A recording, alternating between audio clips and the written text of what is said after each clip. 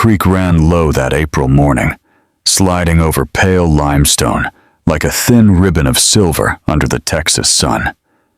Elias Gray had come there for quiet. He always came there for quiet. After the war, silence had become the only thing that did not accuse him, did not scream in his ears, did not carry the smell of smoke and blood. He knelt at the water's edge, filling his canteen, when he heard it. It was not the cry of a hawk or the rustle of live oak leaves in the breeze. It was human, broken, a sound like someone trying not to scream. Elias froze. The hill country stretched wide and empty around him, cedar trees scattered across rolling limestone hills, wild grass bending under soft wind. No ranch stood close. No wagon road ran near. There should not have been anyone there. Then he heard it again, and he rose slowly and followed the sound downstream, boots crunching over gravel. 20 yards ahead, beneath a fallen cottonwood tree, he saw her. She was crumpled against the trunk like something discarded. Her calico dress was torn and muddy, one sleeve soaked dark with fresh blood. Auburn hair spilled around her shoulders, catching the morning light like copper wire. She could not have been more than 19. Her eyes snapped open when his shadow fell across her. Blue, cold, wild. She tried to scramble backward, but the log stopped her. One hand pressed against her wounded shoulder. The other clutched the hem of her skirt like it was armor. "Stay back," she whispered. Her voice scraped like dry leaves. "Just stay back." Elias lifted his hand slowly, palms open. He had seen that look before. Soldiers cornered in foxholes. Yeah, men who thought every shadow carried death. "I'm not fixing to hurt you," he said, his voice low and steady. "You're bleeding bad. Let me take a look." She laughed then, sharp and bitter. "Hurt me?" Her eyes drifted past him, seeing something that was not there. "If you've got any kindness in you at all, just kill me fast." The words struck him harder than any rifle butt ever had. "I ain't killing nobody," Elias said. "You will," she breathed. "Soon as you see." He stepped closer, slow as approaching a spooked horse. He could see the bullet furrow across her shoulder now. It had grazed her deep enough to bleed, but not deep enough to kill. Luck, if you could call it that. "I need to clean that," he said. "I've got bandages in my saddlebags." "No." Her fingers tightened around her skirt. "You touch me. You'll see what they did. And then you'll want to finish it." Something in her tone told him this was not madness. It was certainty. "Try me," he said quietly. The wind moved through the cedar trees. A red-tailed hawk circled overhead. The creek murmured against stone. Minutes passed before she spoke again. "My name's Maeve. Maeve Tucker." "Elias Gray." "Don't be pleased to know me," she said. He crouched in front of her. "Let me see that shoulder, Maeve." Slowly, like it cost her something deep inside, she let her hand fall away. He cleaned the wound with water from the creek. She flinched, but she did not pull back. Up close, he saw other marks. Old bruises fading yellow. A split lip healed crooked. Scars along her arms that did not come from farm work. When the torn fabric shifted as he worked, the hem of her skirt slid higher. That was when he saw it. On the pale skin of her inner thigh, burned deep and deliberate, was a word. Property. The brand was not a wild scar from some accident. It was straight, clean, pressed in with purpose, the kind of mark you put on cattle. Elias's hands went still. Maeve saw where he was looking. Her face drained of color. She yanked her skirt down and covered herself like she could hide it again. "Now you know," she whispered. "Now you see what I am." Elias sat back on his heels. The war had shown him cruelty. He had seen men blown apart. He had seen boys cry for their mothers in mud soaked with blood, but this felt worse. "I see what they did to you," he said. "That ain't what you are." Tears slipped down her cheeks without sound. "They had a place," she said through shaking breath. "Called it a stockyard, not for cattle. Women who couldn't pay debts, women whose men died, women nobody would miss. They marked us, fed us like animals, sold us like horses." Elias felt something old and violent rise in his chest. "How'd you get out?" he asked. "Fire," she said. "Place burned 2 weeks back. I ran. Been running ever since." He stood and offered his hand. "You can stop running now." She stared at his hand like it might bite her. "Men like that don't stop," she said. "They don't lose property." "Let them look," he replied. "They'll find me." For a long moment, she did not move. Then she placed her hand in his. Her grip was cold, but strong. He helped her onto his bay mare and mounted behind her. She held herself stiff at first, every muscle tight. But as they rode through deer trails and cedar shadows toward his hidden cabin in the hills, and he felt some of that tension ease. The cabin sat low in a clearing ringed by oak and limestone. Smoke curled from the chimney. It was small, solid, safe. Inside, it was clean and spare. A stone fireplace, a rough table, a single bed in the corner. "You can take the bed," he said. "I'll sleep by the fire." She looked at him like she did not understand the language he was speaking. "Why?" she asked.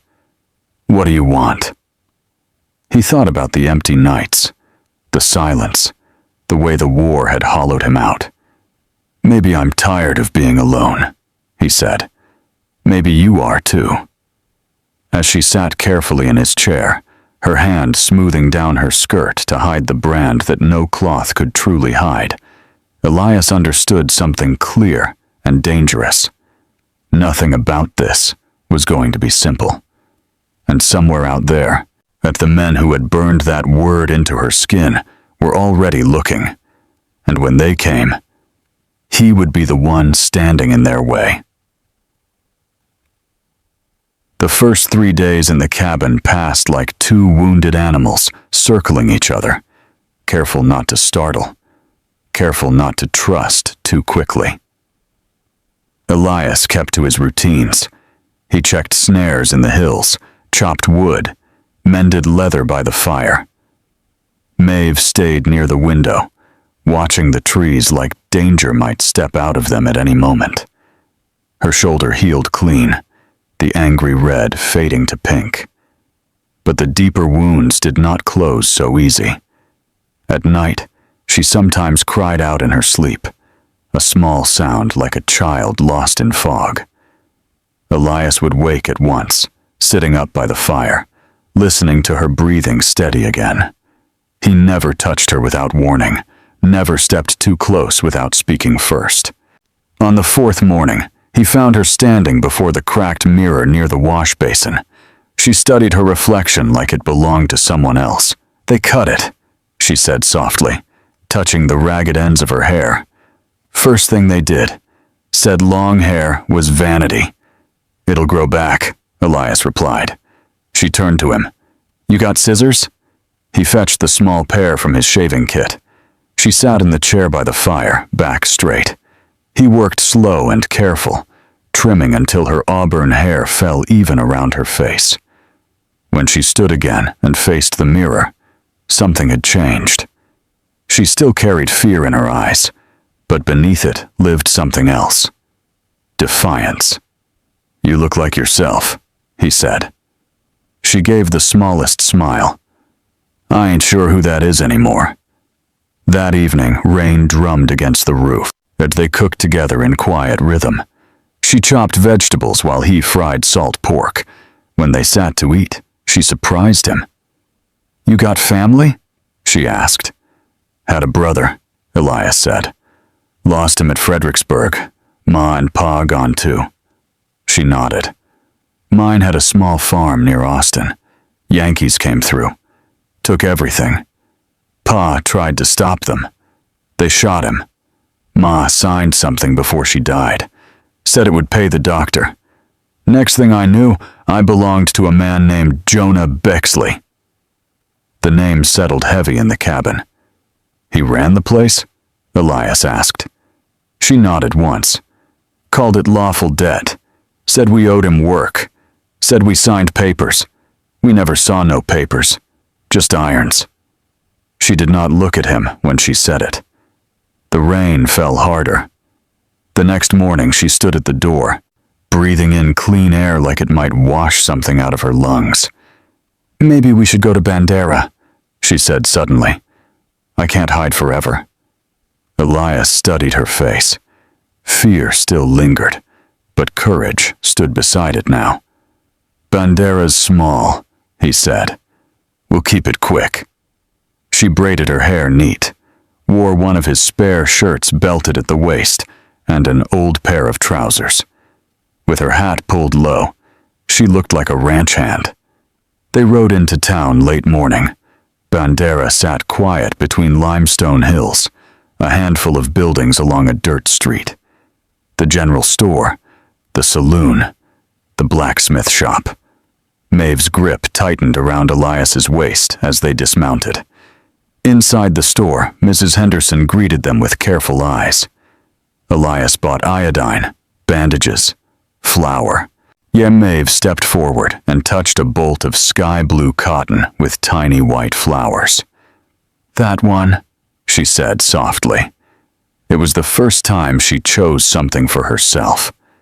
They were loading supplies when a voice cut across the street. Well, I'll be damned. A tall man staggered from the saloon, jaw still bruised from some past fight. He squinted at Maeve. Thought I recognized that hair, he said. Lift that skirt, sweetheart. Let's see if you're worth a reward. Maeve froze. The word reward drifted through the air like smoke. Elias stepped in front of her. You're drunk, he said. Maybe, the man grinned, but I heard about a runaway marked like cattle. Jonah Bexley offering good money.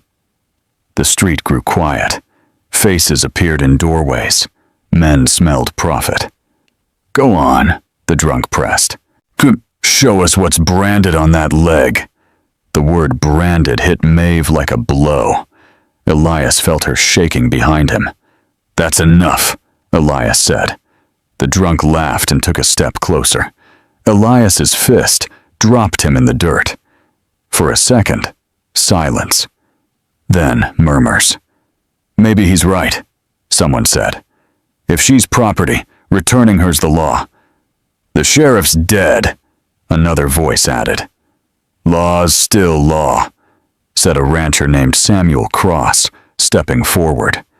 Elias mounted fast, pulling Maeve up behind him.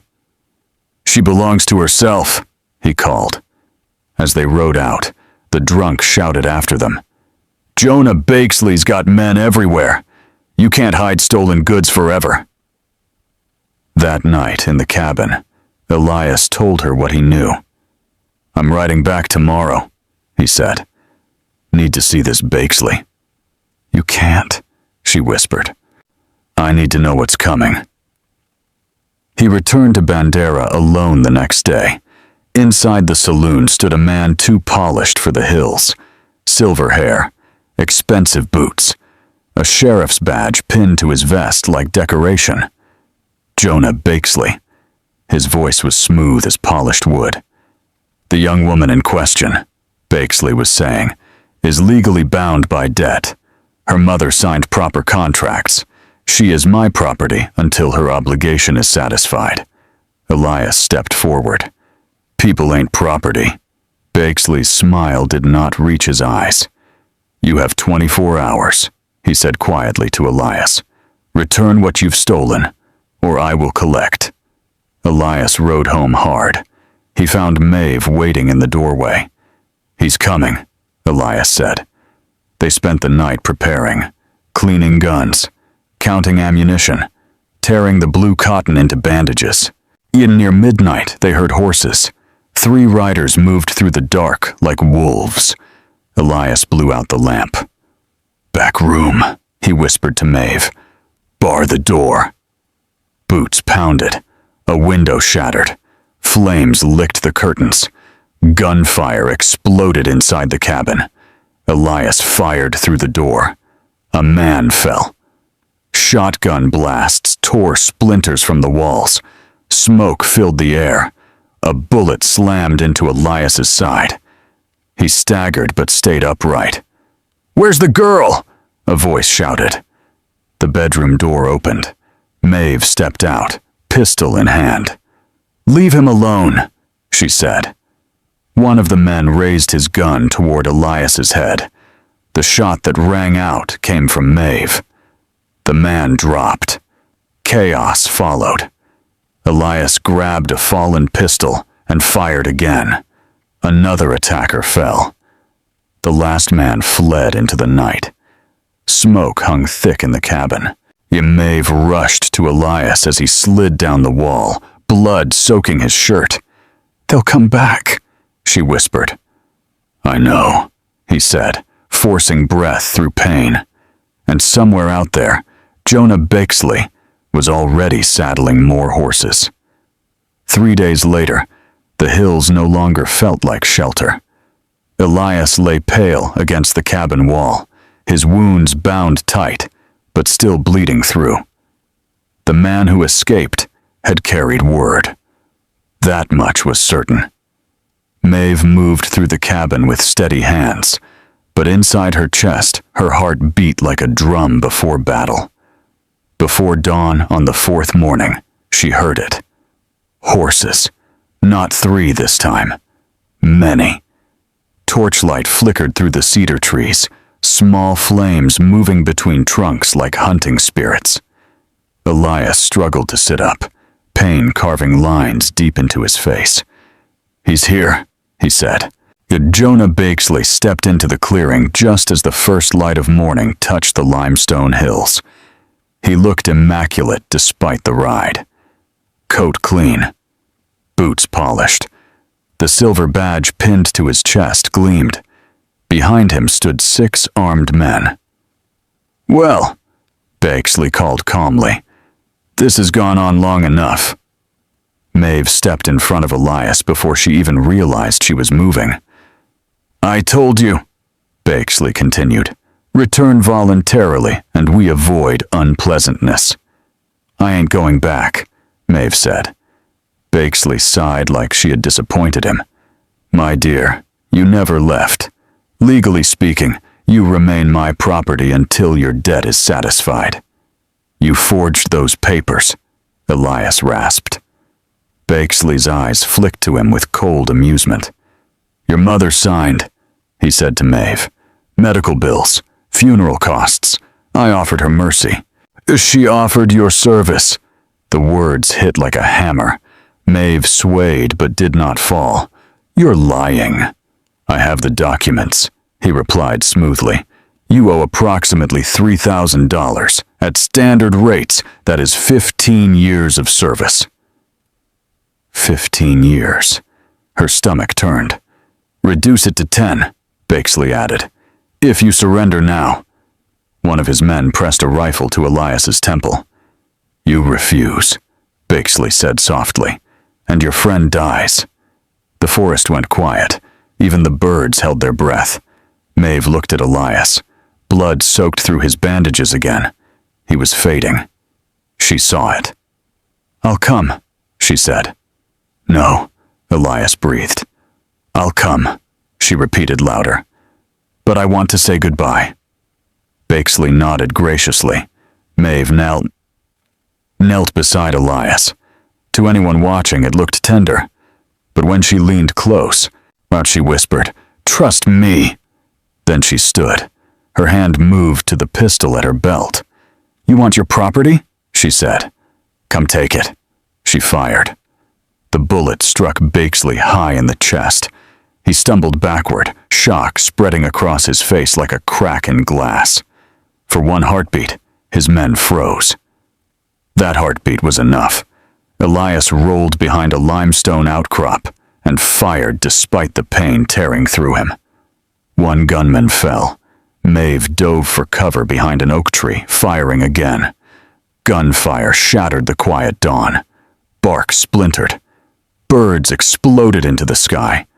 Baixley dropped to his knees, blood soaking into wildflowers. "Take her alive," he shouted weakly. But his authority was bleeding out with him. One of the gunmen advanced.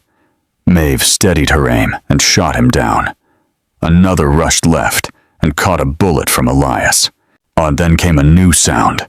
More horses, hard and fast. The gunman hesitated. Through the trees rode Samuel Cross and half a dozen ranchers from Bandera, rifles raised. "That's enough," Cross shouted. Shots cracked from the tree line. 2 of Baixley's remaining men fell instantly. The rest threw down their weapons. Samuel Cross dismounted and strode forward. "Word came from Austin," he said coldly to Baixley. "You're wanted for trafficking and fraud. You ain't no sheriff." Baixley tried to speak, blood bubbling at his lips. Cross pulled folded papers from Baixley's coat and glanced over them. "Forgeries," he said. "Girls free." The word free landed on Maeve like sunlight after winter. Free. Not runaway. Not property. Not marked stock. Free. Baixley collapsed into the grass, his empire ending among spring flowers. Cross's men rushed to Elias. A young ranch hand with medical training worked fast to stop the bleeding. "He'll live," the young man said. "If we move." They carried Elias back to Bandera on a stretcher made of blankets and branches. The town gathered in silence as they passed. 6 weeks later, bluebonnets covered the hills like pieces of sky fallen to earth. Elias stood in the doorway of their rebuilt cabin, his shoulders stiff but strong again. Sunlight warmed the porch. Smoke curled lazy from the chimney. Maeve knelt in the garden, dirt on her hands, wearing a blue dress she had sewn from that bolt of cotton. The brand still marked her thigh, but it no longer owned her. Elias walked down into the garden and pulled something from his pocket. A ring hammered from the brass of his last war bullet. "I figured," he said, yet dropping to one knee in the dirt. "If I was going to keep it, I ought to turn it into something that builds instead of kills." Tears filled her eyes. "Yes," she whispered before he could finish. "Yes." He slid the rough ring onto her finger. It was not perfect. Neither were they. They married in the small white church near the Guadalupe River. The town came. Mrs. Henderson brought flowers. Samuel Cross stood witness. When Reverend Hayes pronounced them husband and wife, the church erupted in applause. For the first time since iron had burned into her skin, Maeve Tucker felt celebrated instead of hidden. That night, under a sky thick with Texas stars, they rode home together. At the cabin door, Elias carried her inside despite her laughing protests. "What do we do now?" she asked softly. He pulled her close. "We live," he said. "We live free, and we never let anyone turn us into something we ain't." Outside, the hill country settled into quiet. The war was over. The running was over. And in a small cabin beneath the Texas stars, 2 people who had been marked by violence began something no brand could ever claim. A life chosen. A life free.